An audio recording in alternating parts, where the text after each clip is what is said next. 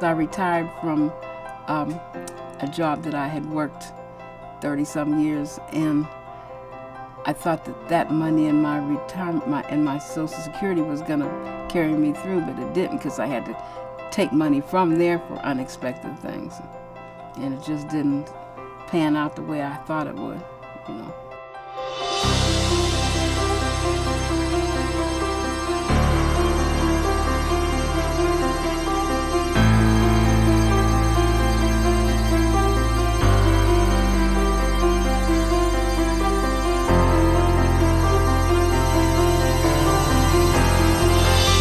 I came to NeighborWorks America because I believe strongly in its mission.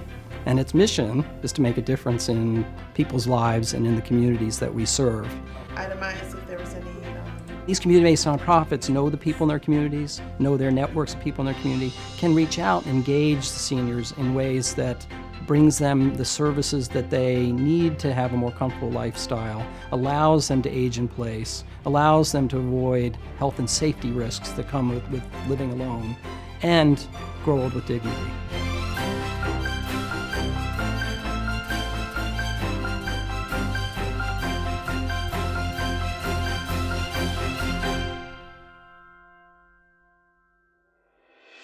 I needed to get information about the reverse mortgage program because I was having financial problems with trying to keep my property.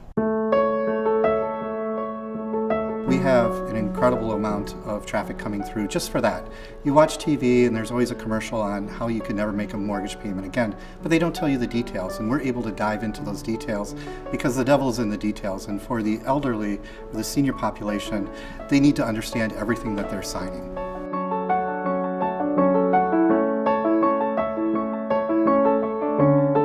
It wasn't to convince you to get a reverse mortgage, it was for you to decide, is this for you? You know, and she also made sure that she told me what my other options were. And see, I hadn't even thought about that. We need to deliver the service the way that people are going to take the service. And for the senior population, it's that one-on-one interaction and that trust. I was in my dining room and I heard tick, tick, tick. And when I looked up, then I can see where the water was coming from, and it's coming from the roof.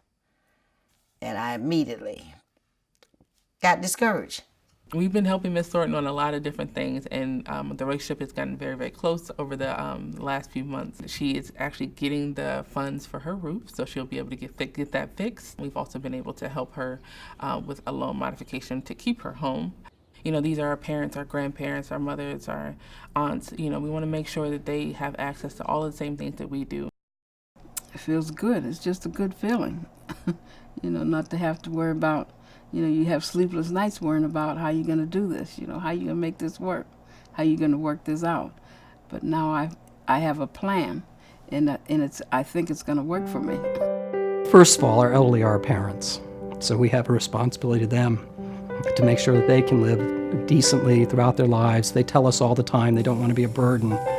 So we need to find a way that everybody's parents don't have to be a burden on their kids and live still in a compassionate and graceful way the rest of their lives. They're also us. 20, 30 years from now, many of us will be part of this generation, and we need to be thinking now about what kind of housing options we're going to have and how we're going to be able to access the right kind of healthcare supports and systems so that that we're not a burden to our children.